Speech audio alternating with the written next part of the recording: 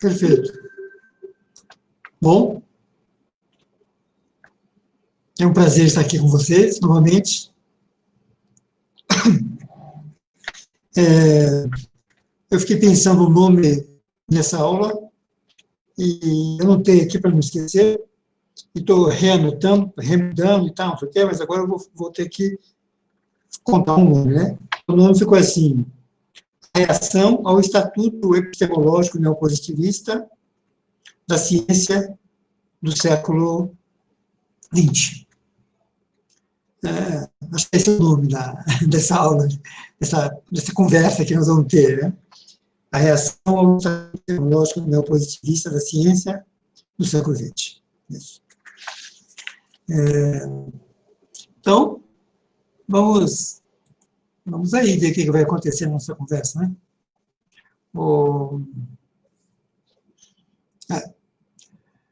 A gente começa conversando do jeito que a gente sempre começa, que é contextualizando o momento histórico que a gente quer discutir.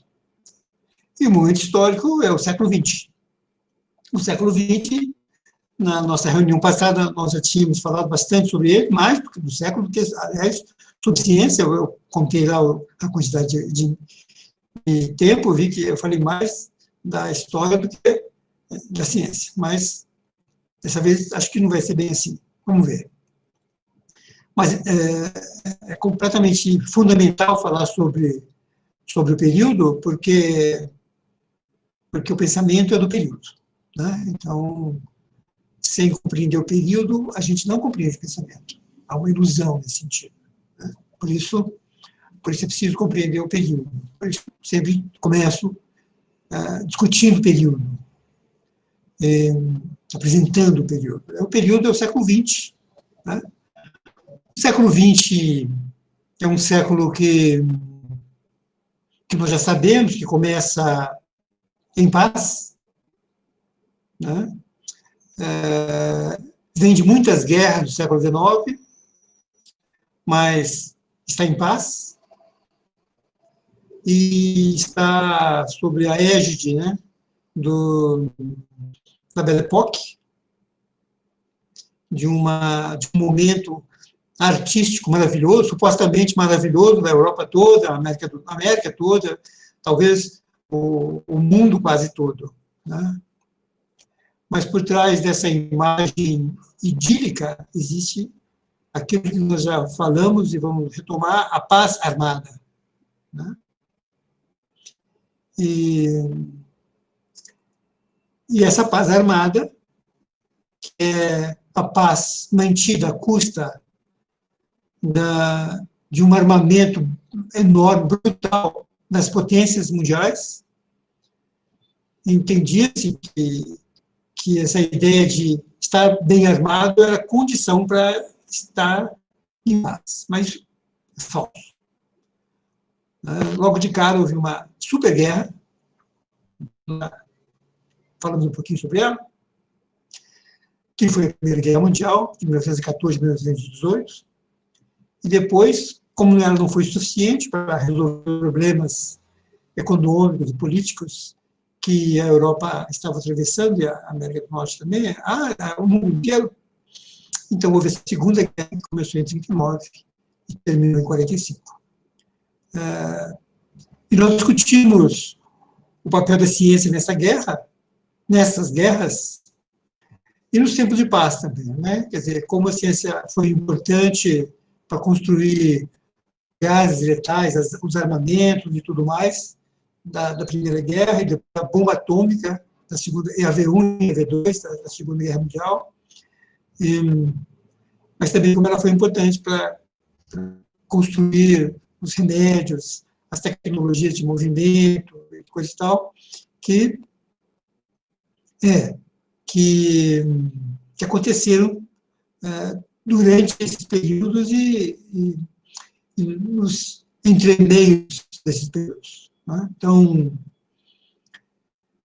a ciência muito atrelada à questão, a tecnologia, não existe tecnologia, assim, essa tecnologia moderna ela só pode existir a partir da ciência, né? A tecnologia antiga, pré-histórica, por exemplo, não. Ela não precisa da ciência para existir, né? Fazer uma ferramenta agrícola, fazer um instrumento X ou Y, nos tempos fora da modernidade, não era necessário a ciência. A ciência se atrela à tecnologia na modernidade. Por isso, a ciência ela é tão responsiva, né? Ela responde muito ao capitalismo, né? A modernidade tem como base o pensamento capitalista, né? O modo capitalista de produção, né? A ruptura do feudalismo. E a ciência se estrutura nesse período porque ela dá o espaço, a resposta ao que o capitalismo precisa, que é a tecnologia. A tecnologia permite o aumento da produção e, consequentemente, a lógica capitalista. Isso não é nenhuma uma crítica, no princípio, uma constatação histórica.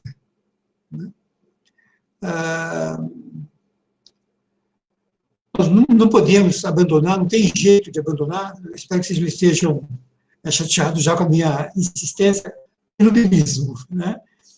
Porque o iluminismo ele é uma espécie de base para o nosso pensamento contemporâneo, não tem como escapar. O que os iluministas queriam? O que eles falavam?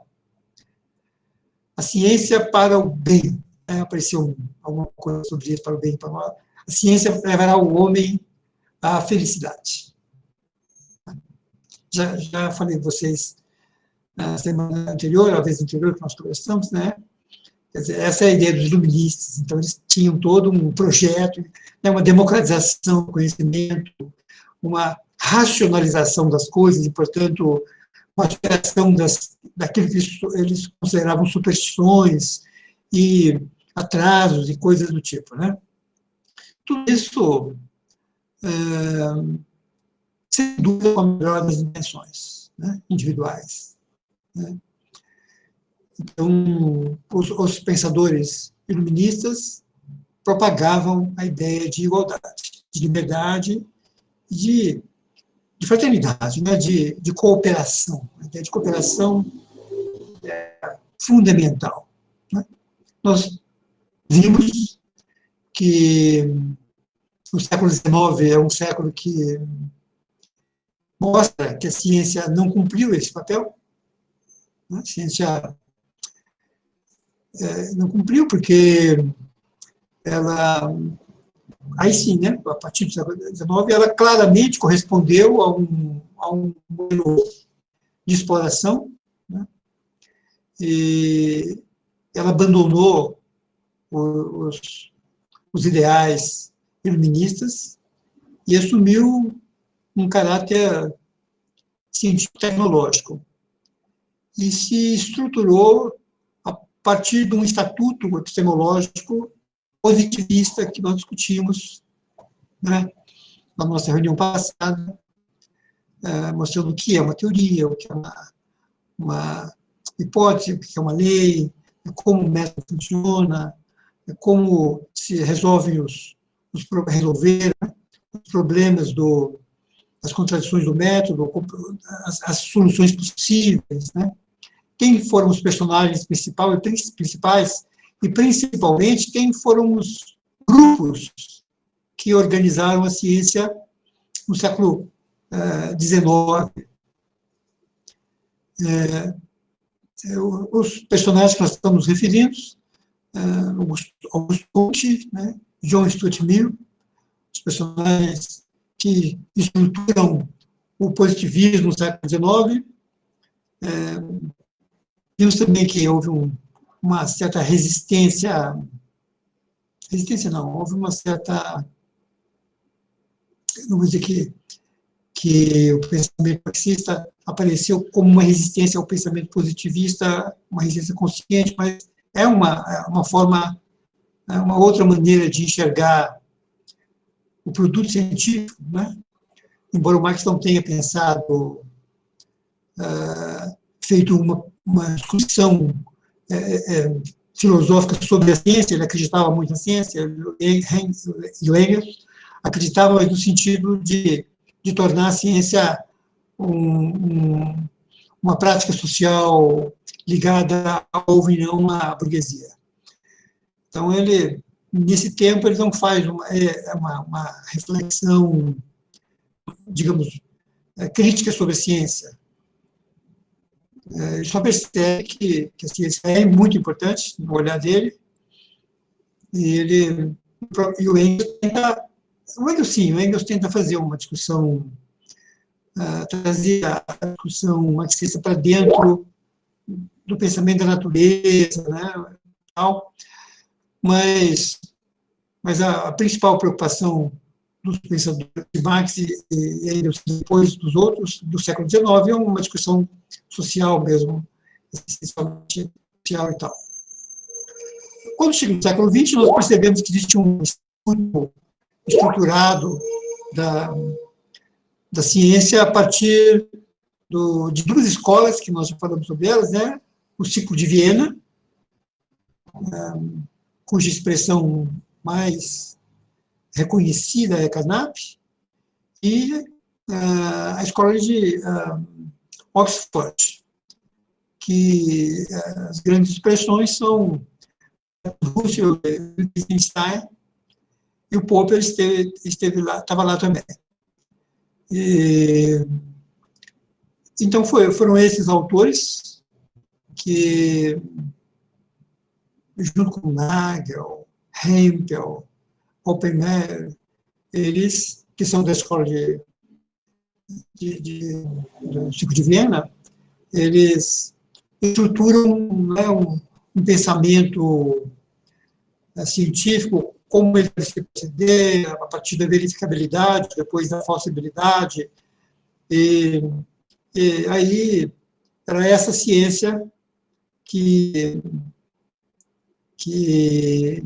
vamos dizer assim, foi vitoriosa do ponto de vista do reconhecimento, não sei se a palavra é vitoriosa, que foi mais reconhecida, talvez mais vista nessa primeira metade do século XX. Quer dizer, como a ciência deve ser feita, o que quer dizer o método científico, como o método é feito, o que é uma teoria científica, o que é uma lei, papá.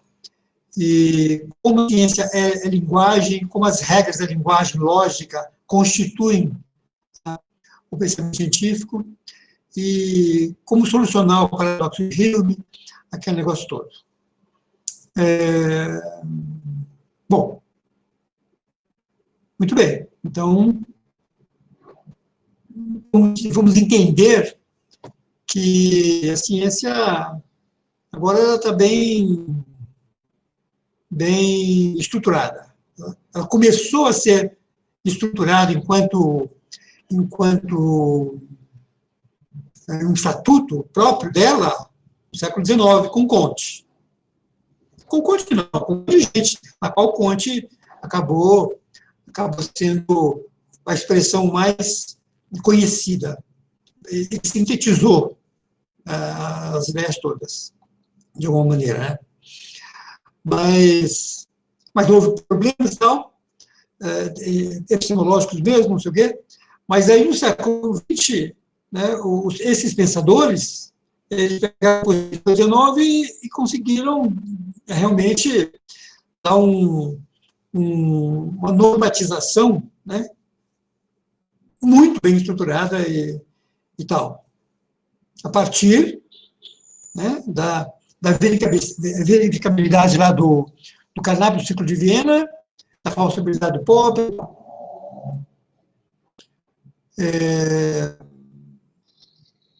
Mas,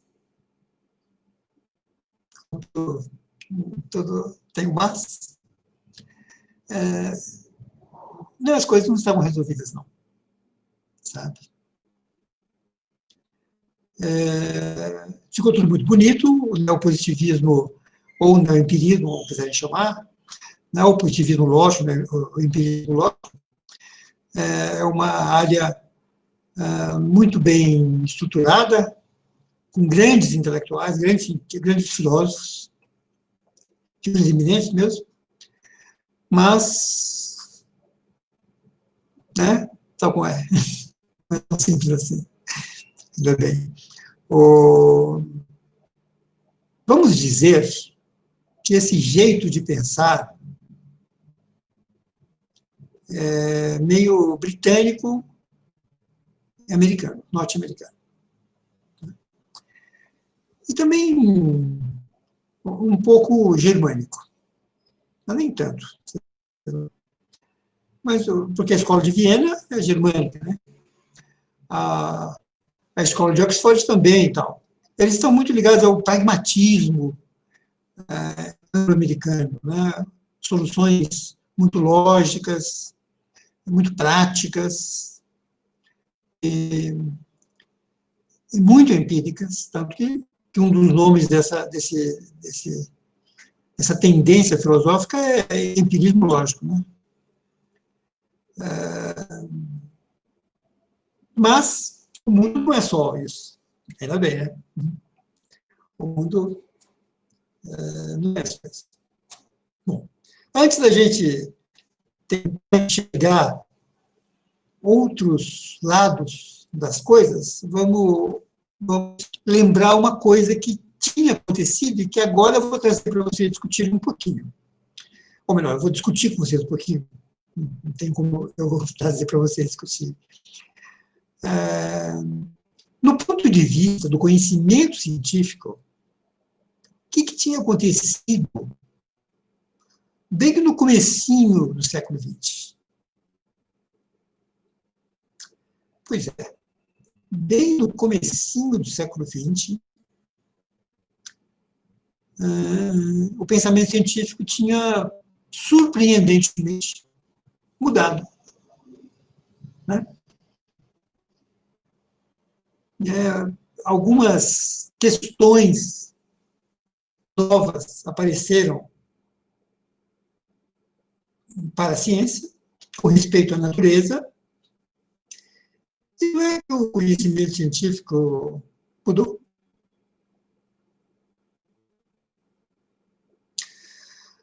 Mudou por quê, né? O que aconteceu? Vocês lembram?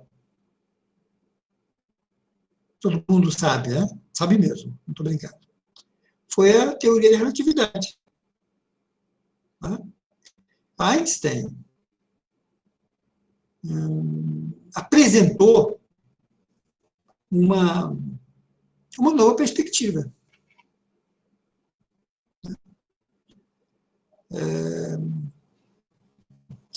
Que nova perspectiva foi essa? Eu vou deixar para vocês descobrirem ao longo das suas experiências pessoais, né, na formação. Porque isso aqui, como é que a teoria da relatividade é um negócio demorado para discutir. Né?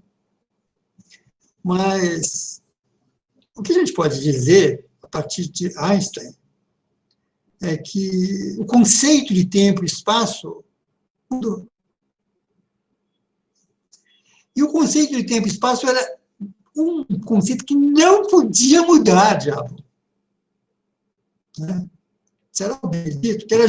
Que é o conceito estruturante lá do Kant, que é priorístico. O que é priorístico no espaço? Tempo, espaço, causalidade. Os três são priorísticos. Né? Isso existe sempre. Para qualquer coisa desse mundo, nós temos que ter... O que nós temos de certeza absoluta é que o tempo e o espaço existem antes.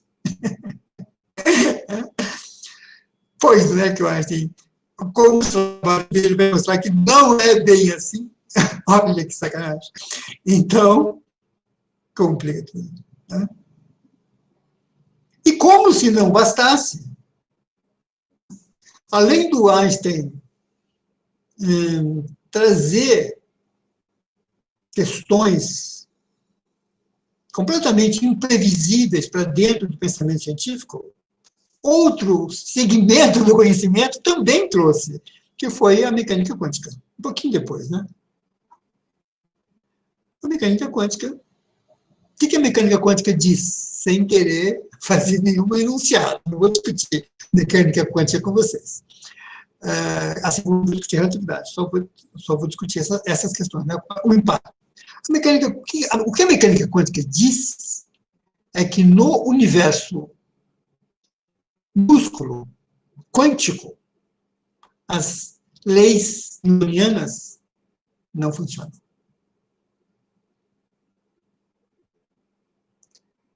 Ué, é o fim da picada. Como assim? Quer dizer que existem duas categorias de leis, as leis que funcionam para o universo grande, mas quando o universo diminui, aquelas mesmas leis não funcionam. Então, o universo pequenininho não é o que compõe o grande. Né? Só que no universo quântico, as leis newtonianas não valem. Pois é, né? Não valem. Né? O que vale é o que eu chamo de princípio da incerteza, que vocês vão conversar com seus professores, que são super especialistas nesse negócio, não vai ser comigo, porque também não dá tempo, não é possível. Mas pois é. Né? O quantum se movimenta de forma incerta. O princípio da causalidade não vale para o quantum. Bom, a única coisa que isso quer dizer é que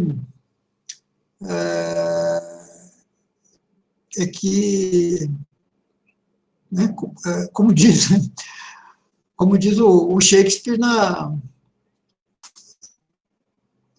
eu não vou me lembrar quando foi isso, mas não vou me lembrar. Mas ele, qual é a peça de teatro que ele me diz? Mas ele diz assim, eu sempre uso essa frase, agora eu esqueci a peça, que sacanagem. Mais mistérios entre o céu e a terra do que explica a nossa vã filosofia. Né? Quer dizer, o século XX não começa só a Belle Époque, nem começa só com o ciclo de Viena e a escola de Oxford se juntando tal para discutir ciência, ela começa com duas inovações, né? Tanto a relatividade, trazendo a ideia de que as coisas são relativas, como a ideia quântica de que as coisas são incertas. Né? Considerando que a ciência é tudo menos...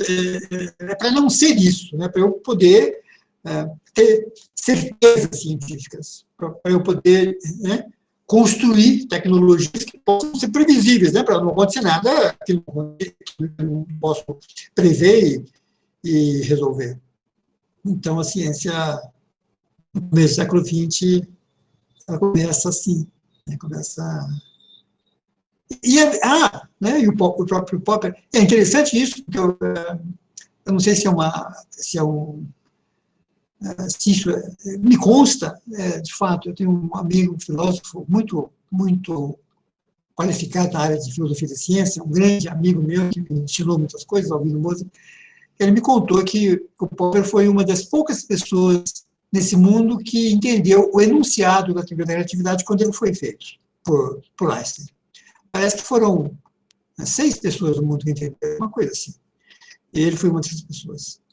É interessante que o Popper é uma figura fundamental no que nós vamos discutir aqui agora, sabe?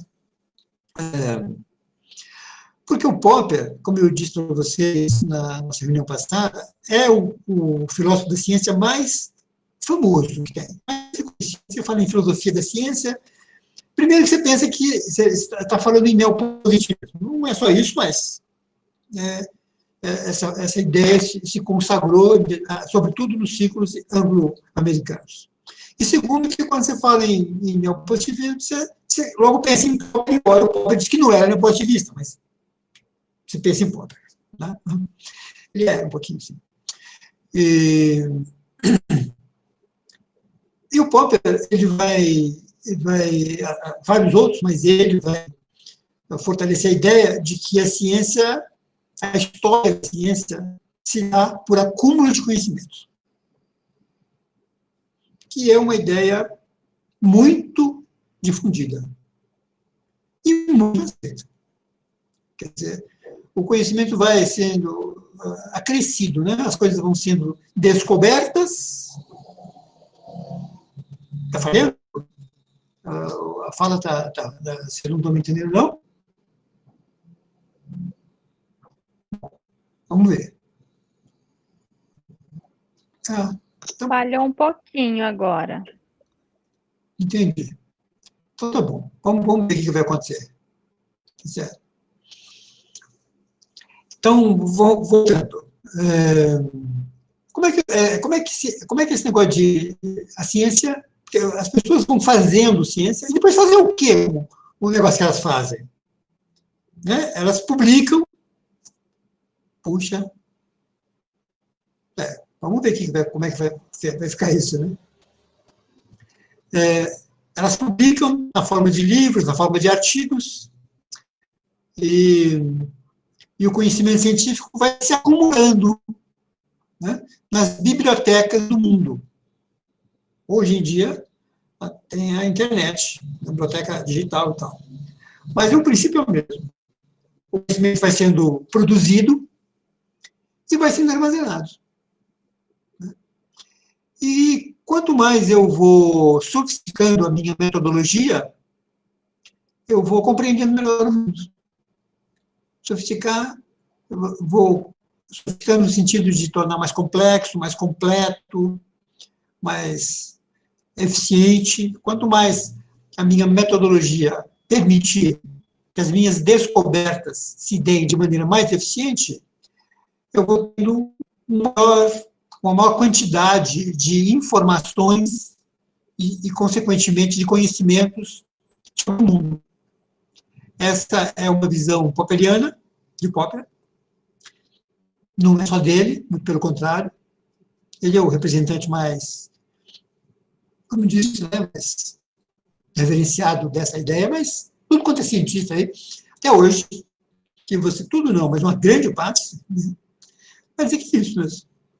Eu faço alguma coisa, descubro alguma coisa, confiro alguma coisa, do Popper.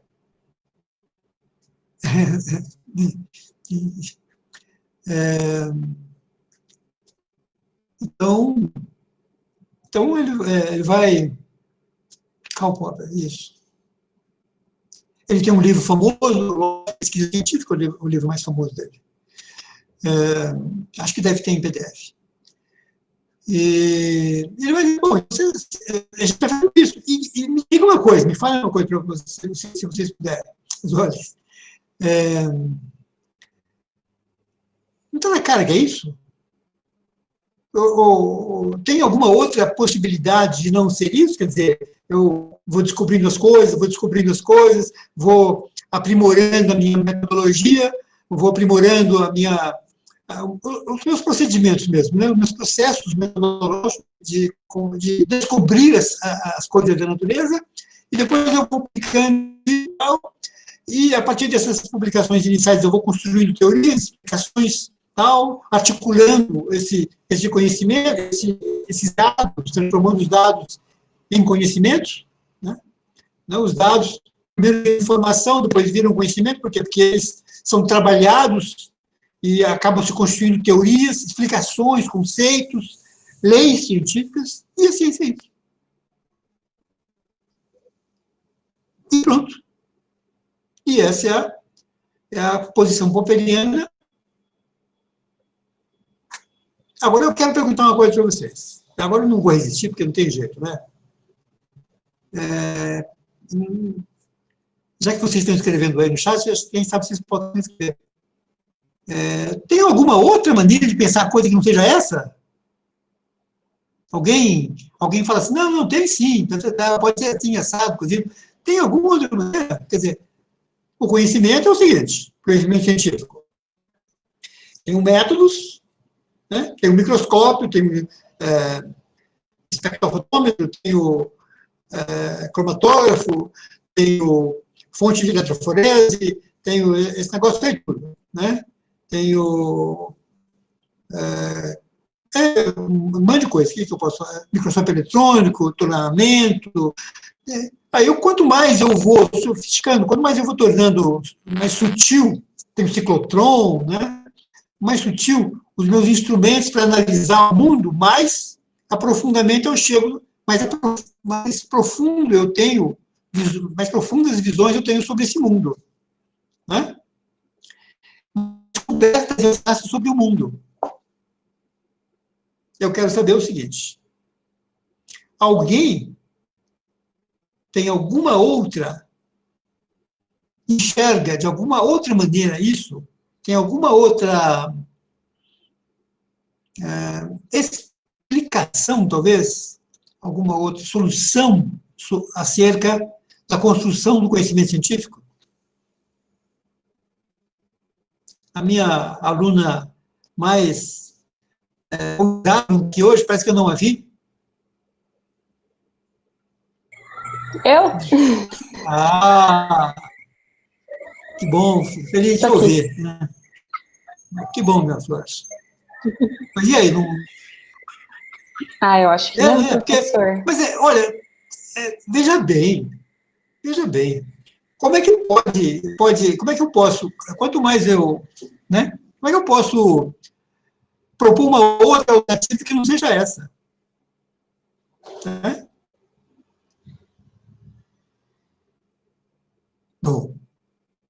Não. A Bárbara colocou no chat. Eu acho que é muito difícil. Oba! A Bárbara? Que Bárbara? Fala, agora a Maria... Quer colocar alguma coisa?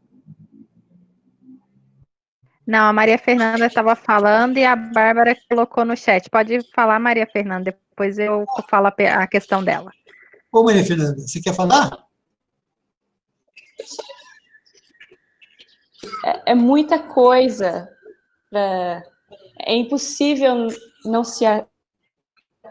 O conhecimento ele tem que ser acumulado. É impossível saber tudo de uma vez só. É muita coisa. Tudo bem, mas o X da questão então, ele é produzido lá no século XIX, no século XX, vai se acumulando. Quer dizer, isso é o conhecimento científico. Essa é a visão de Popper. E as transformações se dão pela sofisticação metodológica. Quanto mais, na verdade, não dá grandes transformações, eu vou acrescentando. Né? A Bárbara colocou que o conhecimento científico pode vir do não saber. O que quer dizer isso, minha flor? Explica mais para a gente, não saber? Bárbara. Eu pensei que, por exemplo, para o Popper, o conhecimento científico seria um acúmulo de tudo que já foi feito na ciência. Só que quanto mais você procura coisas específicas, na verdade, você sabe menos, não mais. Você sabe mais, mas você está procurando coisas que ninguém sabe, não coisas que as pessoas já sabem. Mas quando eu descubro uma coisa, outra, a gente junta tudo e fica uma coisona. Não é verdade? E vai juntando. E essa ideia de juntar tudo dá um certo corpo, né? Então, o que nós chamamos, o que pode ser, quem sabe, chamado de conteúdo de ciência, né? Corpo de conhecimentos. Então, quando você precisa saber de uma coisa científica, você vai no tal corpo de conhecimento que a ciência tem, procura lá e espera que o que você quer saber esteja lá para poder fazer uso daquilo. Assim como os químicos, por exemplo, que são vocês, aprendem química. Como? Existe um acúmulo de conhecimento, que nós chamamos de química, que está lá no lugar da química. A gente vai lá. Os físicos vão na física, biólogos na biologia, e geólogos na zoologia. Mas, por enquanto, a gente está na área das ciências naturais, para não complicar muito. Né? Mas, pela fala de vocês, eu tive a impressão que, inclusive, sobretudo da Maria Fernanda, que é isso mesmo, vocês estão vendo que o conhecimento é acumulado, tem as bibliotecas, e a gente vai lá e pega e constrói aquela ideia do quanto mais uma pessoa sabe, mais dúvidas ela tem. Não, eu sou essa pessoa, eu sou essa pessoa. Quanto mais eu fico, quanto mais eu ando pelo mundo, você está louco. Mas, mas o problema não é a pessoa, percebe? É o conhecimento. Eu me sinto muito ignorante na biblioteca e a biblioteca me dá as respostas que eu preciso. Na verdade, para nós, indivíduos, é muito mais importante, mas muito mais importante, saber perguntar do que responder. Percebe? Porque você sabe o que você quer quando você pergunta. E você procura um lugar onde devem estar as respostas, na biblioteca. Nesse momento, nós temos as tais bibliotecas digitais e tal, que parece que são muito, muito úteis, funcionam muito bem com esse propósito na internet. Bom, tudo isso aí, mais uma coisinha. E as ciências são, no geral, né, elas são organizadas pelas sociedades. Né? Nós sabemos que existe uma sociedade brasileira de química, uma sociedade brasileira de física, uma sociedade brasileira, biologia é mais complicada, mais atrapalhada. Ela tem uma sociedade de um monte de coisa, anatomia, fisiologia, genética, microbiologia, bioquímica, fisiologia, farmacologia, né? São sociedades. A geografia tem geografia física, geografia humana, sociedade brasileira de antropologia, de história, de assim por diante. Eu estou falando brasileiro, mas tem sociedades internacionais, né? As brasileiras se associam com as internacionais, fazem congressos internacionais e tal,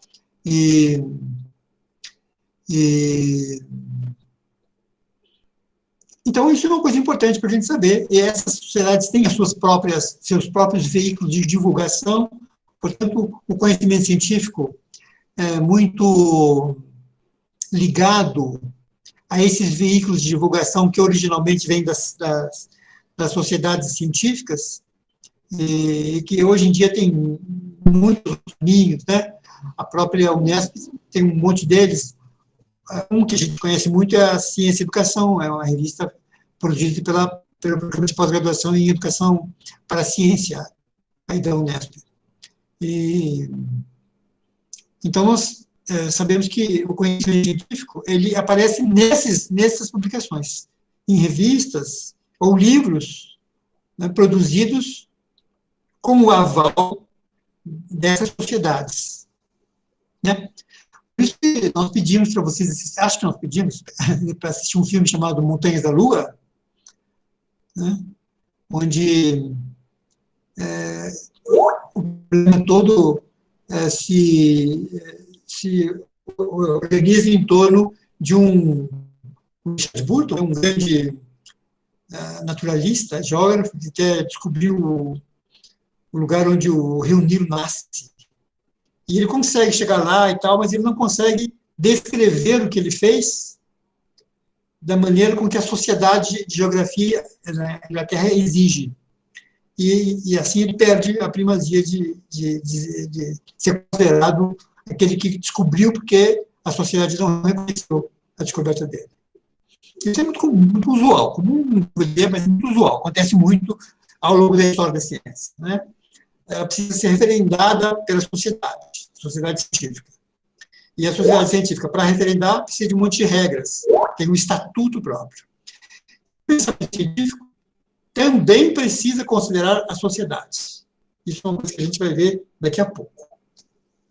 Inclusive, Tony, eles estão em uma disciplina de produção de textos, não sei, tendo que produzir um artigo científico. Então, eles estão tendo um contato, né? Estão com algumas dificuldades, mas que é inerente desse processo, né? Que não é um processo simples.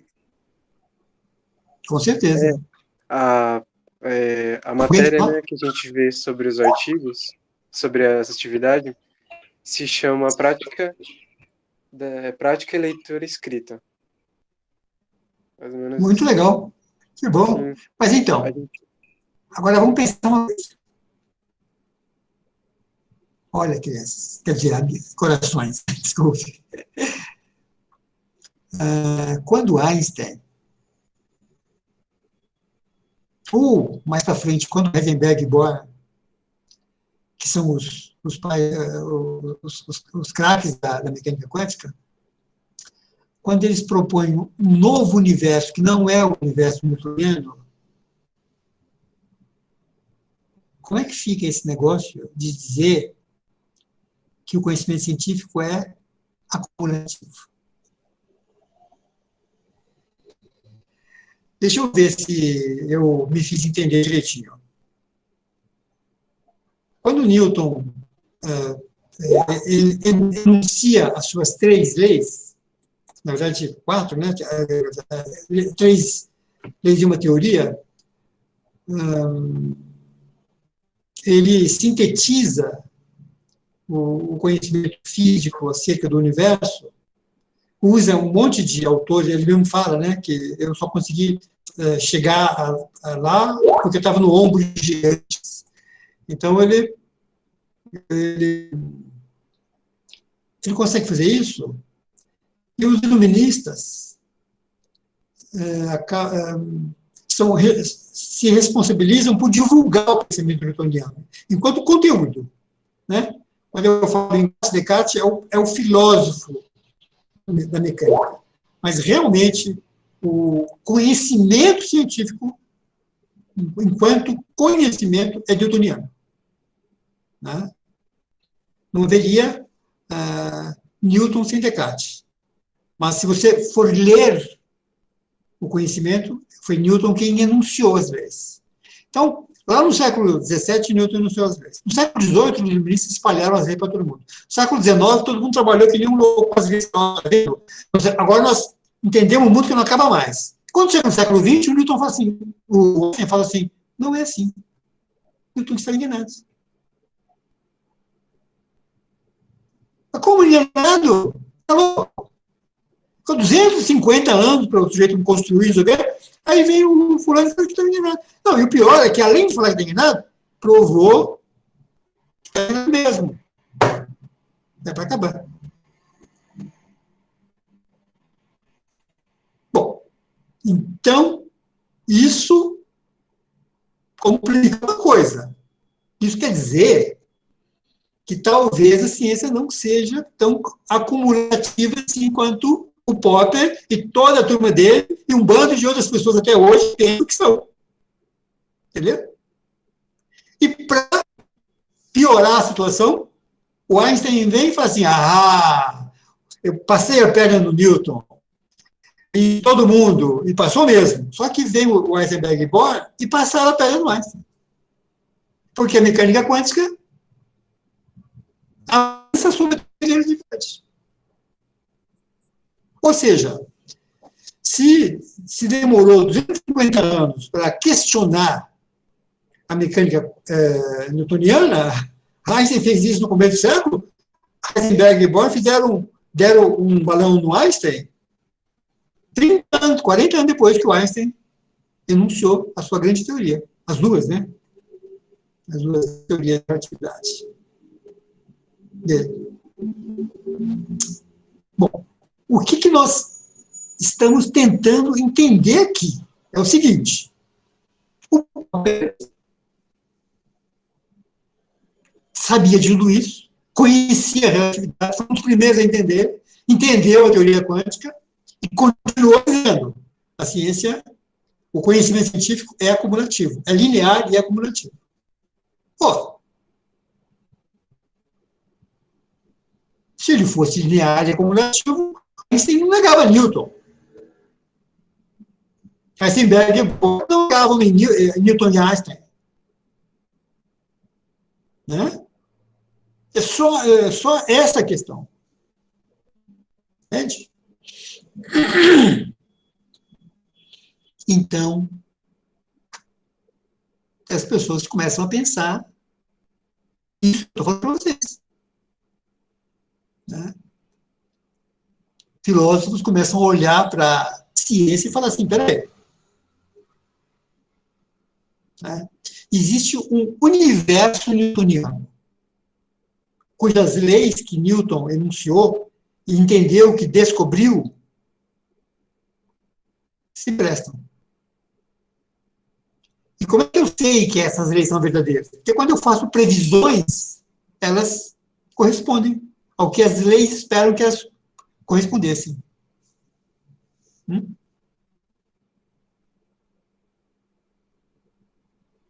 Portanto, o Newton tem razão.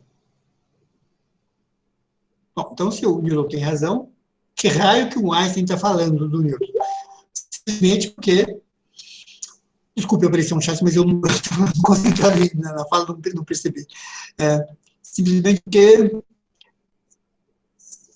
eu não sei o que você me perguntou. Eu posso ler para ela, professor. Por favor. A Giovana falou, né? Não foi por justamente o Newton saber demais que ele só focou em suas leis, esquecendo de todo o resto e chegando a ser desmentido? Não. O Newton não esqueceu todo o resto. Não é uma questão de saber demais. O Newton sintetizou o conhecimento da época dele, do século XVII, todo o conhecimento possível, e eles sintetizam o universo. Sintetizam. Por isso que, quando elas foram enunciadas no século XVII, elas no século XVIII prevaleceram, e no século XIX também. E toda a tecnologia do século XVIII e XIX foi feita a partir das leis do Newton. Até hoje, o pessoal faz as coisas, né, dentro do universo newtoniano. Vocês estão se concentrando muito no indivíduo, no personagem. O problema não é o indivíduo, é a ideia. Ninguém acha que o Newton sabia demais. O Newton era meio... ninguém sabe demais. As pessoas sabem na sua própria medida. Agora, ele enxergou coisas, ele entendeu o universo e conseguiu sintetizar esse universo em 4 equações. É pesada, não é brincadeira. Só que 250 anos depois, o Einstein vem e fala, não é só isso. Não é que ele está errado. É que ele não enxergou o que o Einstein estava enxergando. Não enxergou por quê? Porque não tinha telescópio super invocado, porque a matemática era outra, porque teve 250 anos de matemática para... Os matemáticos do século XX eram muito melhor que Newton. Por quê? Porque o Newton era no século XVII, não tem jeito. Poincaré, por exemplo, um matemático que quase ele chegou na teoria da relatividade antes do... Se o Einstein não tivesse chegado, dizem os especialistas que o Poincaré teria chegado. Ele estava na iminência de chegar na teoria da relatividade. O Einstein chegou primeiro. Por quê? Porque havia um amadurecimento disso tudo. Percebe? O que o Einstein fez, o que o Heisenberg e Bohr fizeram, foi enxergar, ampliar o universo, ultrapassar os limites que Newton tinha posto. Ele achou que tivesse atingido o universo inteiro, mas não atingiu. Mas o problema não é se atingiu ou não atingiu. O problema é essa afirmação que eu falei para vocês. A ciência é acumulativa e linear. E o que a gente percebe é que não. Que ela tem o quê? Rupturas. Que ela está caminhando, de repente ela, pá! Tem uma ruptura. Ela não é linear. Bom, tudo bem aí? O que Einstein fez com Newton foi uma ruptura. O que Heisenberg e Bohr fizeram com Einstein, com Newton, foi outra ruptura.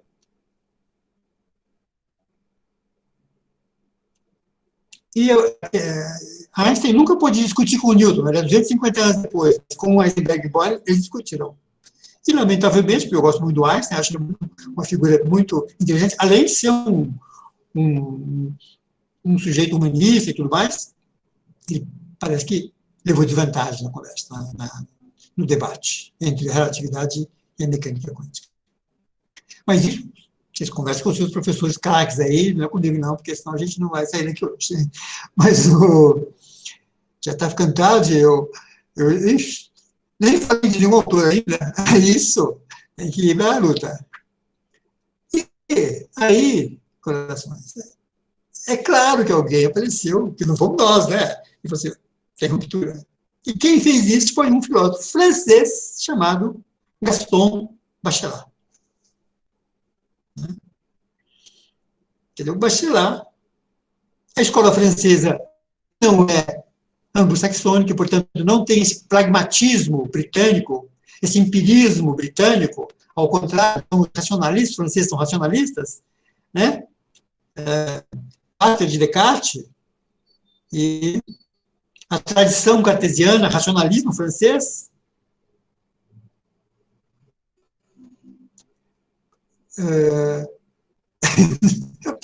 essa história que eu não consigo ler de pressa. Vocês precisam me falar, corações. Eu posso ler, professor. Por favor, meu anjo.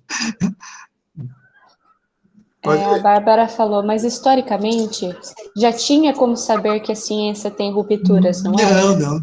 Por exemplo, com as teorias de Copérnico e Galileu. Não. Então, Copérnico, Galileu, Kepler, esse pessoal, eles estão construindo a ciência. Isso não tinha sido construída, percebe? Então, a ciência moderna, né? Então, a ciência moderna é construída nessa frase, nesse momento, nesse período, quer dizer, nessa fase, quer dizer. Então, não tinham ideias, não. E eles vão se completando, né? Conforme eles vão se constituindo, eles vão se completando. Não tinha como saber. Só deu para saber quando Einstein propôs um outro universo. Ele falou, não, ou como outro universo. Então, quer dizer que eu não estou descobrindo as coisas. Eu estou descobrindo as coisas neste universo, que foi construído segundo uma perspectiva, uma visão. Outro universo que eu tenho que construir, descobrir outra coisa, né? Então, eu não estou descobrindo, eu estou, na verdade, construindo teorias na minha cabeça para me aproximar do conhecimento científico, da natureza. Né? O conhecimento científico é uma aproximação da natureza, e não uma descoberta. Né? Pois é, mas isso é uma conversa... Agora sim, nós chegamos num lugar legal da história, finalmente. Essa é a conversa moderna da coisa. Sabe? Tem descoberta ou não tem? Descobrir alguma coisa ou uma lei é um enunciado da linguagem? Né? Que eu me aproximo das coisas, mas nunca consigo extrair totalmente das coisas, porque eu não estou na coisa. E a minha linguagem sempre vai ser uma aproximação, por mais eficiente que ela seja, ela sempre vai ser uma aproximação. E quem viu isso primeiro foi Bachelard. Lá pelos idos da década de 30. Né? Ele falou, opa, a ciência é feita de descontinuidades. Não é contínua. Né? E aí vocês começam a perceber o aspecto político da ciência. Os ingleses não citam Bachelard, os americanos. Até citam, porque, sabe, não são ignorantes. Mas ninguém estuda Bachelard. Não é que ninguém. É que o Bachelard não é um pensador que tem um status dos pensadores neopositivistas, mesmo tendo ele percebido, explicado, contado, pessoal, a ciência é feita de rupturas, não é linear. É assim, e continua, né, falando que é. Né? E aí o Bachelard fala, não é linear. Ela é feita de rupturas. E ele tem 2 livros bem legais, que um chama, desculpa, A Formação do Espírito Científico, e a outra é a Epistemologia. O outro livro. Muito, muito legais, e ele vai combater o pensamento neopositivista. Né? Ele vai dizer, porque quando Einstein faz um outro universo, explica que aquele universo do Newton era uma visão de determinada época, mas agora é de outra época, ele introduz na ciência uma variável muito complicada, uma situação incrível. Quer dizer, mas então quer dizer que eu não estou descobrindo o mundo. Existem mais de um. Bom, no mínimo tem 3 mundos. O mundo do Newton, o mundo newtoniano, o mundo do Einstein, o mundo relativista e o mundo quântico. Isso para não dizer que pode aparecer mais um aí, né? Que, sei lá, se tem, normalmente, uma mente atualizada nesse negócio de construção de mundos. Isso. Exatamente. Bom, eu não quero explicar muitas coisas para vocês. Eu quero que vocês entendam que esse negócio é para pensar, para esquentar a cabeça, para pesquisar, como diz o né? Não, o Henrique.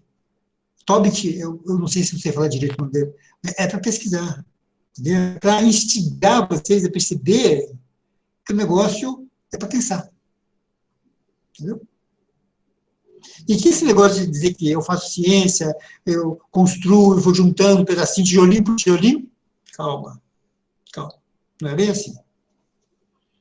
Eu descobri, não sei o quê, calma, não é bem assim. Né? Então, aí vem o Bachelard e falou assim, existe descontinuidade. A ciência é feita por descontinuidades. Tá? E tem mais.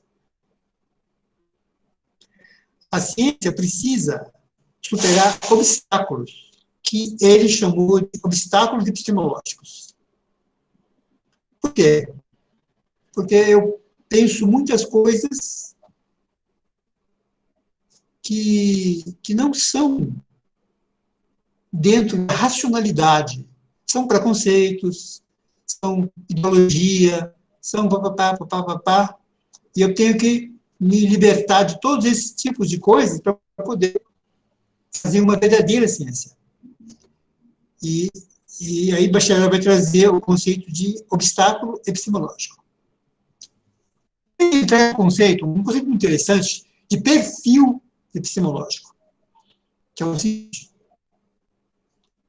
que existe, que frequentemente um conceito não pode ser explicado apenas por um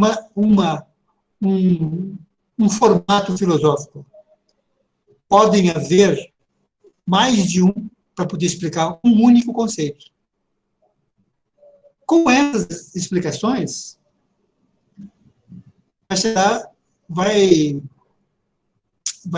acabar com a ideia de linearidade científica.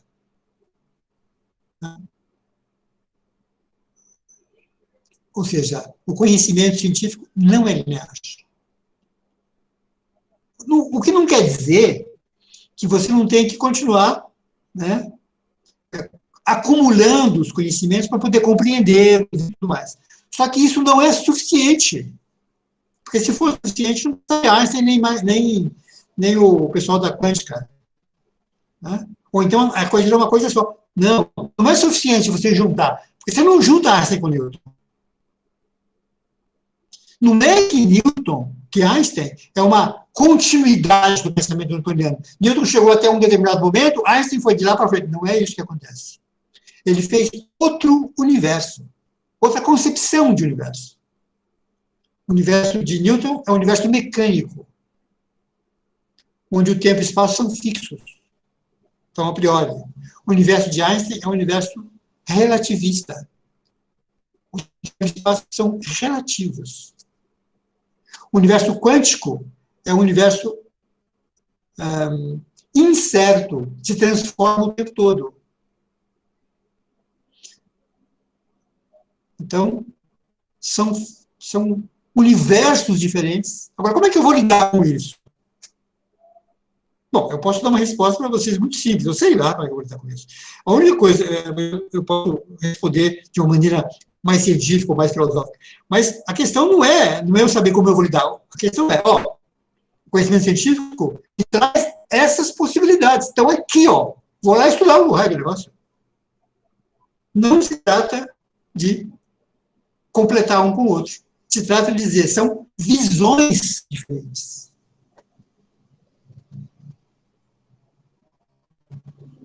Pois é. Isso que você acabou de perguntar, você devia perguntar, muito legal. Eu consegui ler o que o rapaz escreveu. Cada um é de acordo com a sua época, né? Então, cada um desses universos é feito de acordo com a sua época. Essa ideia de que cada coisa é feita de acordo com a sua época também tem autor. E também é francês, que é o Foucault. Michel Foucault. E já um pouquinho mais novo que o Bachelard. Estou ficando animado, estou falando alto, estou ouvindo a voz. Lá na década de 60, ele vai introduzir o conceito de episteme, que é um conceito de... esses conceitos são normas, né, mentais que são oriundas de períodos históricos, que existem a partir de períodos históricos. Então, o pensamento medieval tinha uma episteme, o pensamento do começo do século XV, episteme, assim podia, o pensamento newtoniano tem um episteme, o pensamento einsteiniano, relativista, tem outro episteme, assim por diante. Então, essa é uma explicação muito avançada do Foucault, Michel Foucault, da década de 60. Nós estamos no Bachelard, mas a gente já pode passar para o Foucault, porque você que não trouxe o enunciado dele para nós. Sério? Então, o que eu quero que vocês entendam? Que os positivistas não estão com a bola toda. Só isso. Entendeu? Não estão com a bola toda. Tudo bem. Os ingleses continuam firmes com os seus positivistas, é lógico, né? O Bertrand Russell é inglês, o Popper é austríaco, mas foi naturalizado em inglês, e assim por diante. Então, é uma briga política. Mas o Bachelard e o Foucault são franceses. É que os caras vão inventar uma coisa para brigar com eles. É que eles têm uma tradição diferente. Os dois são racionalistas, imagina. Né? O Foucault, inclusive, é psicanalista. Outro grande filósofo que é bom conhecer. Então, eu contei para vocês dois nesse momento, que se opõem a Popper, né? E a Carnap, que são os pensadores, que são Bachelard e Foucault. Até aí tudo bem. Bom,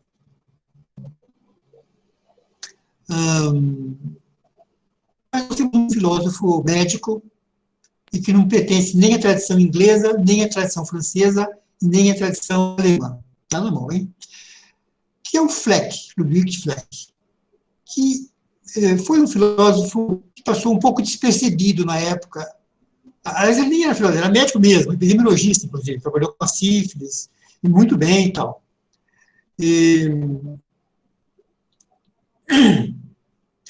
Mas ele deu uma grande contribuição, e é necessário conhecer o Fleck, né?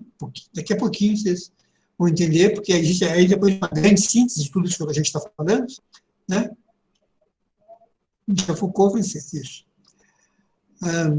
O Fleck é um pensador que procura entender o papel das interações socioculturais na produção e disseminação da ciência. Ele quer saber como é que a questão sociocultural interfere na produção da ciência.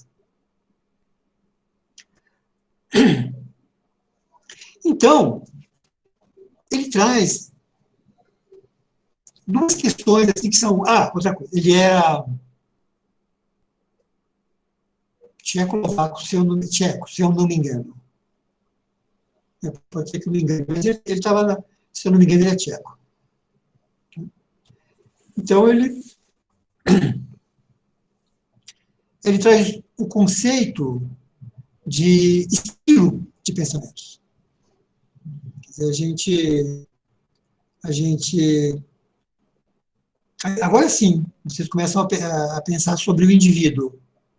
Olha, como é que o Mendel, químico, como é que o Lavoisier, o Dalton construíram suas teorias? Então, ele começa a estudar as interações sociais plausíveis que cercaram esses pesquisadores. Ou seja, ele tem uma ideia de que a produção científica é feita por pessoas que, por sua vez, expressam momentos históricos específicos.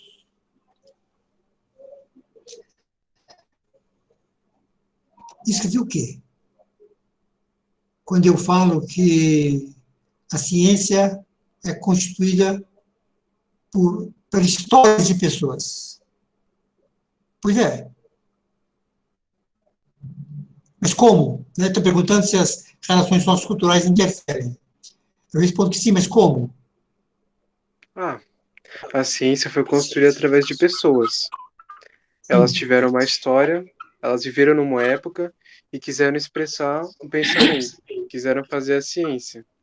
Então, eu acho que é isso. As relações com as outras pessoas, com a sua cultura, interferem na ciência, interferem como os métodos que as pessoas criaram, interferem como elas enxergam a ciência, interfere, eu acho que basicamente tudo. Porque a ciência é feita por pessoas. Isso, exatamente isso. É essa a ideia do Fleck. Tudo bem que essa é a ideia principal do Fleck, e a partir daí, ele arrasou. A partir daí, ele vai dissecar um pouquinho isso, né? Quer dizer, como se dão essas interações. Então, ele entende que existem interações assim, mais próximas, isso, e interações. O cientista tem grupos de interações que ele participa, e esses grupos participam entre si. Então, o Fleck vai trabalhar tentando dissecar essas interações, e ele chega na ideia de estilo de pensamento. Que, se o sujeito pertencia a uma ordem religiosa, então ele tem um estilo de pensamento religioso. Newton pertencia a uma ordem religiosa, por exemplo. Né? Se ele pertencia a uma ordem, essa maçonaria, não sei o quê, ele vai ter um estilo assim. Quer dizer, se ele pertencia à burguesia, vai ter um estilo, e assim por diante. Né? E esse tipo de pensamento pertence a que tradição filosófica? Vocês são capazes de me dizer? Difícil, né? Aí eu acho que já fica marxista. É o marxismo. Ele é um pensador marxista, sabe? Quer dizer, um pensador que percebe a presença da sociedade no indivíduo e do indivíduo na sociedade. Essa relação, né, de um com todos e todos com um, que nós chamamos disso, podia ser os três mosqueteiros, mas é reação dialética. É uma visão dialética. Professor. Pois não, meu anjo. Então, de acordo com ele, a gente poderia dizer que existiriam, né, outros estilos de pensamento se as mulheres fizessem ciência na época? Opa, sem dúvida. Não, as mulheres faziam ciência, só que mais ou menos, né? Porque mas não uma ciência direta, né? Elas era mais, sei lá, indiretamente, assim, meio secundário. Exatamente. Mas o coletivo das mulheres, claro que e mulheres negras, mulheres indígenas, tudo isso é coletivo. Esse grupo que nós estamos nos referindo, ele chama de coletivo. Né? Uhum. Então, existem vários coletivos que têm vários tipos de pensamento. Hoje em dia, a gente fala lugar de fala, né? É um coletivo, quer dizer, na minha leitura. Uhum. Aí eu estou fazendo essa leitura. Eu entendo que o lugar de fala que o pessoal traz hoje para a discussão é um coletivo do Fleck. É uma visão marxista. Olha, é interessante, né? Estamos falando do monte de físico, o Fleck é médico. Um médico atuante. Né? Muito, muito bacana. Bom, então, olha bem, nós estamos aqui com três grandes filósofos que se opõem ao pensamento neopositivista, mas não se opõem à ciência, se opõem ao estatuto neopositivista tão rígido, inflexível e linear nos neopositivistas, que são o Bachelard, o Fleck, que são mais ou menos da mesma época, e o Foucault, que é um pouquinho mais velho, mais novo. Bom, só que esses pensadores não foram tão reconhecidos pelos ingleses e americanos como os pensadores que são ingleses e americanos, e alemães. Porque os ingleses e americanos assumiram a tradição neopositivista. Afinal de contas, quem construiu mesmo foram os ingleses. É interessante porque o positivismo, quem organizou foi Comte, mas é uma espécie de positivismo racionalista. O John Stuart Mill vai fazer um positivismo empirista, que é mais a moda dos ingleses. Mas, na década de 60, um físico americano pega o Fleck e o Bachelard e constrói uma teoria sobre a história da ciência. E aí, tanto ingleses como americanos, como todo mundo, acha o máximo. E é mesmo. Só que precisa ser americano para fazer isso, né? Porque senão é menos reconhecido. Que é o Thomas Kuhn, que já ouviu falar? Que escreveu em 1964 um livro pequeno e tranquilo para a gente ler, mas muito importante, chamado A Estrutura das Revoluções Científicas. Filho de pais marxistas, né, a tradição, a família, ele conhecia o marxismo, os pais dele são marxistas, então ele, um físico de renome importante, ele larga a física, lá pelas tantas da vida dele, larga a física e escreve esse livro e começa a trabalhar com filosofia e ciência. E é hoje o filósofo da ciência mais reconhecido nessa tradição. Porque ele vai se opor a Popper, e vai se opor mesmo num debate famoso, publicado, inclusive, num congresso que ele organizou lá nos Estados Unidos, chamou o Popper, chamou todo mundo para uma discussão boa mesmo, e está tudo publicado em português, inclusive, é super bacana a conversa dos dois, e ele mesmo. E ele vai trazer a ideia, ele vai juntar o Popper com o Fleck, com o Bachelard, com o Fleck. E ele escreve na introdução do livro dele, que foi influenciado por Bachelard e por Fleck. Interessante. Bacana, né? E ele constrói a ideia de paradigmas. Entendeu? Que não é, quer dizer, a ideia de paradigma, essa palavra está louco e é antiga. Mas o Bachelard usa a ideia de paradigma, né? Só que o Fleck vai construir uma noção própria de paradigma, que vai dizer o seguinte, que o Popper está enganado, que existem rupturas, ele pega as rupturas do Bachelard, ele pega os estilos de pensamento do Fleck e constrói a ideia de paradigma. Ou seja, como é que a ciência é feita? A ciência é feita da seguinte maneira. Existe um paradigma, ou alguns paradigmas, que são o alicerce do pensamento científico. De onde eles vêm?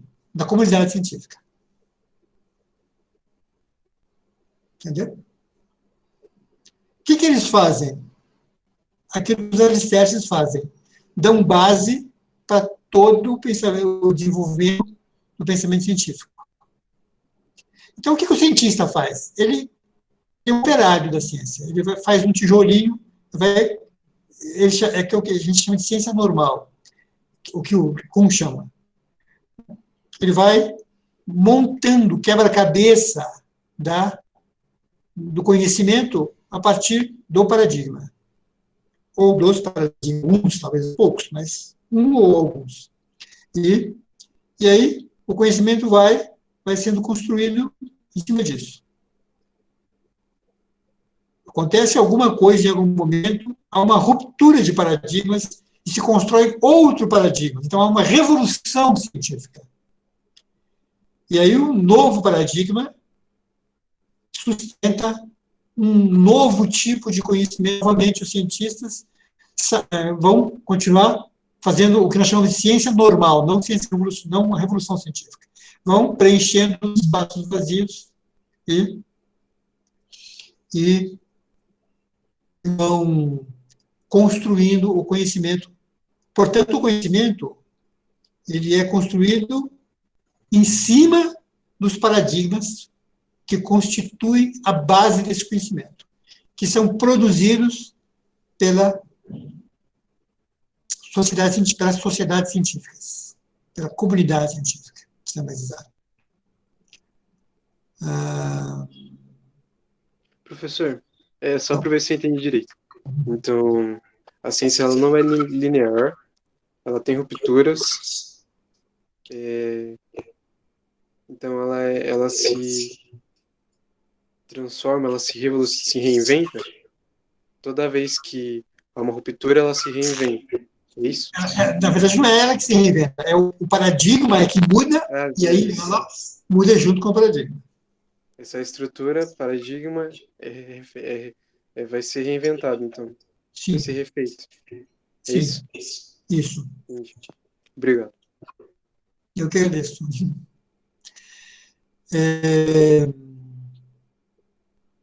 Olha, o Lakatos, eu acho que vou falar um pouquinho dele, porque eu estou olhando aqui minha hora, não sei, acho que minha hora já está longa, né? Mas não tem jeito de não falar do Lakatos. O Lakatos é uma espécie de discípulo de Popper, sabe? Ele tenta, ele propõe um caminho um pouco diferente. E eu vou ter que falar do Lakatos, porque quando vocês forem ler sobre isso, vocês vão saber que existe um cara chamado Lakatos, que eu não falei, que é o filho da picada, né? Não precisa falar. Então, o Lakatos vai dizer que as teorias são núcleos duros. E envolvendo esses núcleos duros, existe um corpo da teoria, que é flexível e negociável. Então, ele tenta sustentar a ideia de Popper de que há uma continuidade, mas ele sustenta essa ideia. Mas essa continuidade é constituída de teorias que têm essa estrutura. Tem um núcleo duro, esse núcleo, o núcleo de teoria não pode ser mudado, com o risco da teoria ser rompida e se ter que substituir por outra teoria. Mas, em geral, o que acontece é que a parte que envolve esse núcleo duro que não pode ser negociado é muito negociável, é muito transformadora, é muito possível de mudar de formato, mas não muda a essência da ideia. Essa é a ideia do Lakatos, que também, isso mesmo, Lakatos, que também pode ser trazida atualmente, que é uma ideia que, para o quesito de compreensão da construção da teoria, é bem reconhecida. Né? A teoria pode mesmo ter um núcleo duro, uma essência, pode ter um entorno muito mais flexível. E, por último, nesse caminho que nós escolhemos fazer, hoje, acho que vai ter que ser por último mesmo, ao Feyerabend. Esse sim, vocês vão ter que pedir para a escrever o nome dele, porque esse é o Feyerabend. O Feyerabend é muito simples, é um físico também, sabe? ele vai dizer que não existe método. O método científico é um engodo, uma enganação, tudo é ciência. Né? Aí ele tem um livro famoso que se chama Contra o Método. Ele quer dizer que dois tipos, três tipos de método e conversa. Tudo vale para fazer ciência. Desde que eu consiga chegar até o conhecimento, eu uso o método. Eu desenvolvo com qualquer método, em qualquer situação. Né? Tenho que falar um pouquinho estou falando um pouquinho do Faraday para vocês, porque tem um livro que discute um pouquinho essas coisas que eu discuti com vocês. Tá? Isso mesmo, Faraday. Ele mesmo. Bem moderno, e todo mundo gosta de usar, porque tem uma linguagem super tranquila. Num filósofo australiano, Chalmers, que se chama O que é ciência, afinal? Então, o autor vai fazer uma discussão sobre isso que nós falamos, porém ele não traz nem Bachelard nem Foucault, mas ele traz o Thomas Kuhn, que acaba ajudando um pouquinho, pelo menos, nesse aspecto. E vale a pena ler. É um livro muito simples, assim, simples de ler, eu quero dizer, mas é muito bom. E depois ele tem o segundo livro chamado A Fabricação da Ciência, que é muito bacana. Né? Mas esse primeiro, que é a Ciência Final, tem em PDF. Todo mundo que vai falar sobre filosofia da ciência, assim, de uma maneira, não como eu, que trabalho com a perspectiva histórica, como nós, né? A Laziero, é claro, trabalha muito com esse livro, porque esse livro ele é bem assim, ó, o Popper começou assim, os empiristas assim, depois veio o Popper, isso, que é a ciência real, já não Chalmers. E agora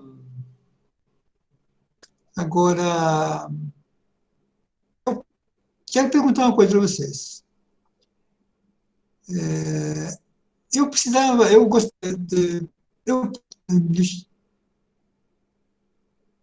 Seria bom que eu falasse um pouquinho da escola que eu não falei ainda, que é a escola da professora Laís, a escola de Frankfurt. Agora, eu quero saber se eu vou falar agora ou se eu vou parar e a gente fala na semana que vem.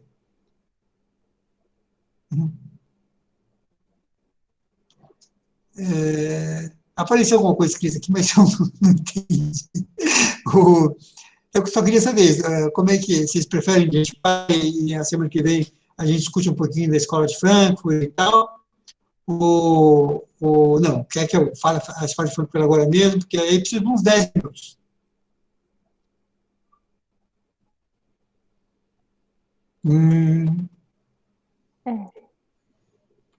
Então tá bom. Então vamos falar sobre. Talvez não precise nem disso. Então o pessoal está animado, eu estou feliz. Bom, como é que nós estamos aí? Nós estamos da seguinte maneira. O Einstein, né, fez lá a teoria, depois vieram os quânticos, Heisenberg e Bohr, e fizeram a outra teoria, a relatividade quântica. Enquanto isso, o pessoal do ciclo de Viena, da escola de Oxford, construíram uma espécie de estatuto epistemológico neopositivista. O Bachelard, o Fleck, o Foucault, o Kuhn. O Kuhn não usou Foucault, não, viu? Foucault é uma espécie de rival intelectual do Kuhn. Eles estão da mesma época. Foucault escreveu os livros dele em 66, 69, As Palavras e Coisas e o Arqueologia do Saber, e o Kuhn escreveu as Estruturas Neurocientíficas em 64. Né? Então, a situação está nesse pé. Né? Quer dizer, existe uma crítica ao pensamento positivista, neopositivista, no caso, a estrutura do pensamento. Né? Bachelard fala, o conhecimento científico não foi construído assim, foi construído assado. Né? O próprio Kuhn vai beber dessa fonte e vai fazer uma síntese americana, norte-americana, dessa coisa toda, trazendo o conceito, né, a teoria dos paradigmas. Mas a escola de Frankfurt, ela vai fazer uma outra crítica aos cientistas. A escola de Frankfurt é alemã, por isso que os alemães são muito versáteis, muito legais, nesse muitos sentidos. Esse é um deles. Lá a escola de Frankfurt é uma escola que começa em 1922, né? No final, né, da Segunda Guerra Mundial. Primeira, desculpe. Final não, já tinha terminado. A Primeira Guerra terminou em 18. Então, em 22, um bando de professores da universidade lá em Frankfurt se juntaram e começaram a discutir muitas coisas. O mundo, o homem, papapá. Né? Eu vou citar para vocês alguns que são imortais. Todos nós somos imortais, mas eles são muito importantes porque pensaram bastante e contribuíram bastante para o conhecimento. Né? O mais velho deles, eu acho, talvez, é o Walter Benjamin, sabe? Mas quem fundou a escola de Frankfurt mesmo foi o Adorno e o Horkheimer. E, mais tarde, o Marcuse, o Fromm, o Reich e o Habermas. Tá?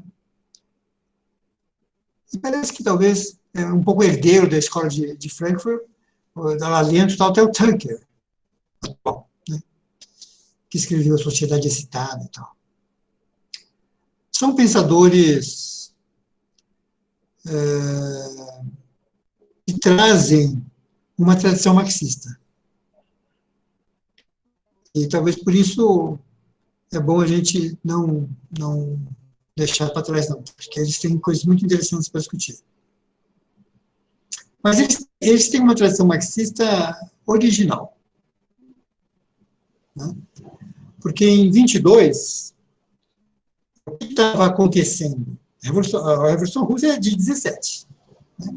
Em 22, havia uma efervescência na Europa em relação ao pensamento marxista. A Revolução Russa era uma revolução vitoriosa e que assustava o capitalismo, de tal maneira que a União Soviética estava sitiada pelas grandes potências. Mais ou menos da mesma maneira que Cuba, a Coreia do Norte hoje, né, a Inglaterra, a França, os Estados Unidos estavam boicotando a União Soviética porque tinham muito de medo da Revolução Soviética sair da região dos soviéticos e ganhar o mundo. E a perspectiva marxista era essa. Né?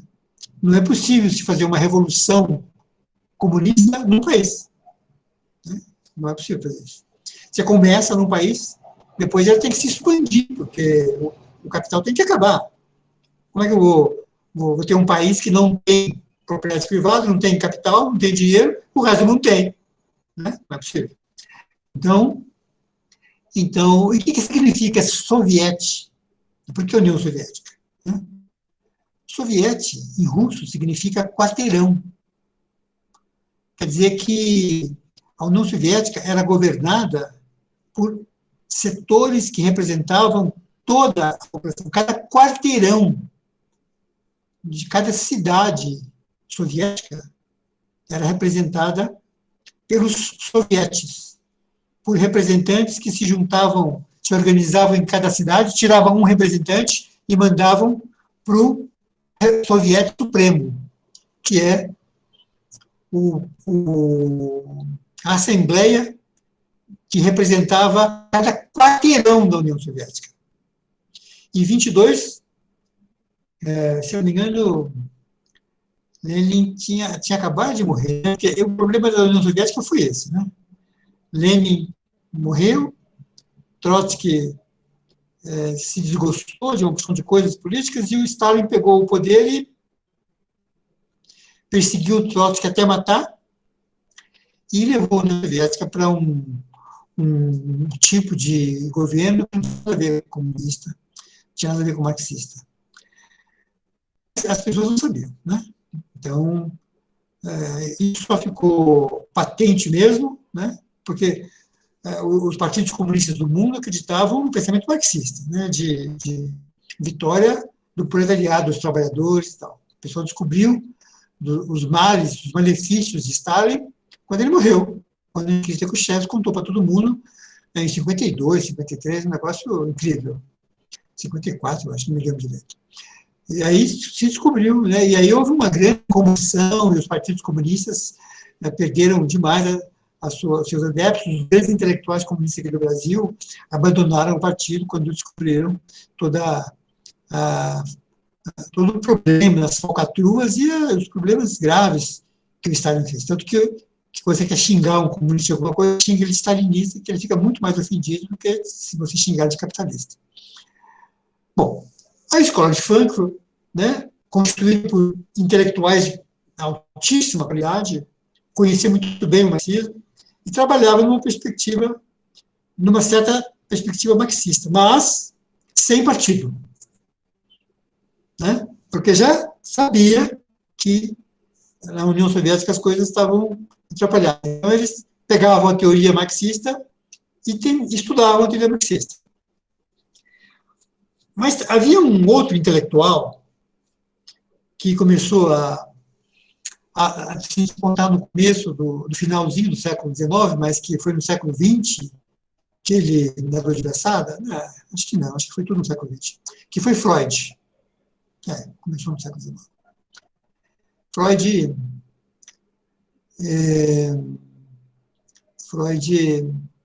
foi um grande revolucionário, intelectual revolucionário, né? Então, a escola de Frankfurt pegou o Freud também, para trabalhar. E tentaram trazer à discussão Freud e Marx. Essa é uma espécie de síntese, de base, né? Base estruturante do pensamento da escola de Frankfurt. E também eles trouxeram uma grande preocupação da estética. E faziam uma reflexão sobre o conhecimento, a racionalidade, desde os iluministas. E faziam uma profunda crítica à sociedade capitalista, que era uma sociedade alienante e muito dogmática. E transformava tudo em capital, tudo em dinheiro, inclusive a cultura. Por isso, eles constroem o conceito de indústria cultural. E a ciência está nesse pé. A ciência é uma prática social igualmente voltada para os interesses do capital, segundo os adeptos da escola de Frankfurt, que constroem o que nós chamamos de teoria crítica, que é uma teoria acerca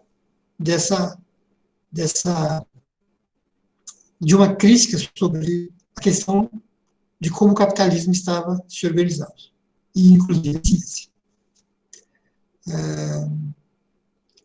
Esse é o papel da escola de Frankfurt, que me parece que dá para discutir assim, a grosso modo, sem fazer grandes elucubrações.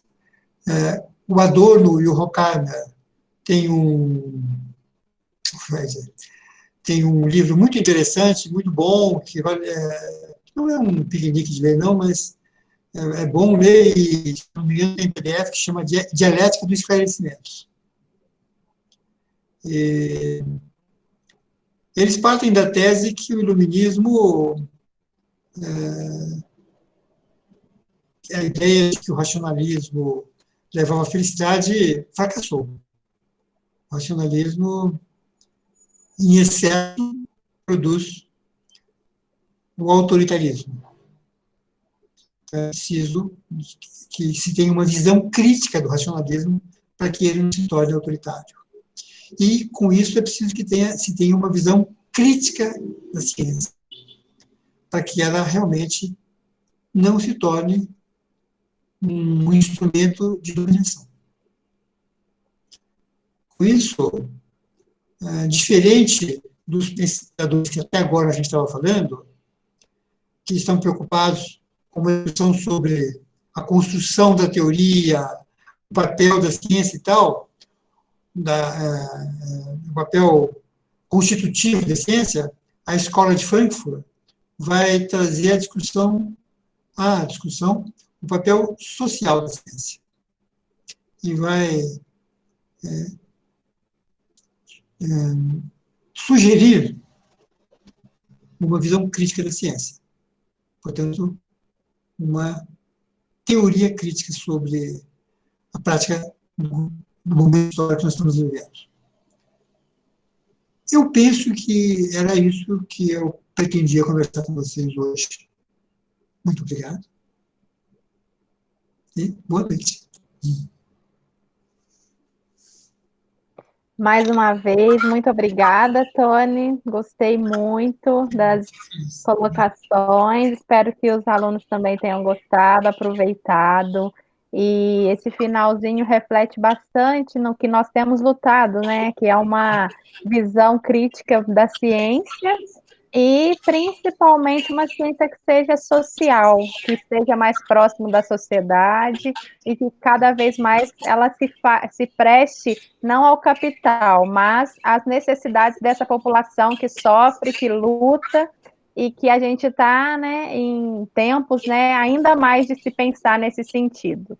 Então, queria agradecer mais uma vez essas reflexões, e eu queria muito... que bom, Júlia colocou ali, espero que vocês tenham gostado. E se alguém tiver mais alguma colocação, alguma pergunta, fiquem à vontade, antes da gente encerrar. Que bom. Obrigado. Bom, Vitória.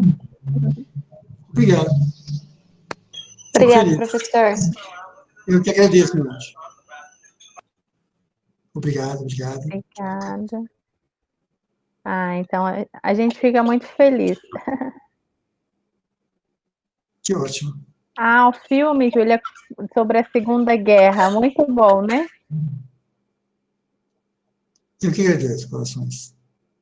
Bom, então ninguém tem mais alguma questão, colocação, vamos encerrar. Como sempre, né? Eu tenho que, né, estender um pouco. Fique à vontade. Eu gostaria de agradecer ao professor Antônio, né? Foi uma aula muito boa, gostei bastante. Obrigado. Eu fiquei um pouco em dúvida, eu não entendi muito a questão dos núcleos. Lembra que a ciência tem os núcleos, né? Em volta dela tem toda uma teoria. O núcleo seria... Não é isso. A teoria tem um núcleo que sustenta. Por exemplo, a teoria cinética, química. Ela tem um núcleo que é interno, que sustenta a teoria, e tem um monte de... E tem um enovelado externo que pode negociar, né? Eu posso dizer, eu aceito ceder determinados aspectos da teoria, aqui, mas o núcleo da teoria, isso eu não aceito. Entendeu? Então, tipo, o núcleo seria o assunto, a dúvida em si, e a teoria seria as explicações, as hipóteses, os pensamentos, é isso? Exatamente. Que podem ser negociáveis, mas a essência dela é isso, a origem dela, seria a dúvida, em relação a... Entendi. Agora entendi, obrigado. Eu que agradeço. Que bom, querido. Obrigado. Que ótimo. É sempre bom estar com vocês, viu? Puxa. Que bom, nós que agradecemos, viu, Tony? Uma ótima noite e a gente se encontra na semana que vem, assim espero. Claro. Com todos, claro, né? Fico feliz, que ótimo. Então, muito obrigada. Vou parar aqui a gravação.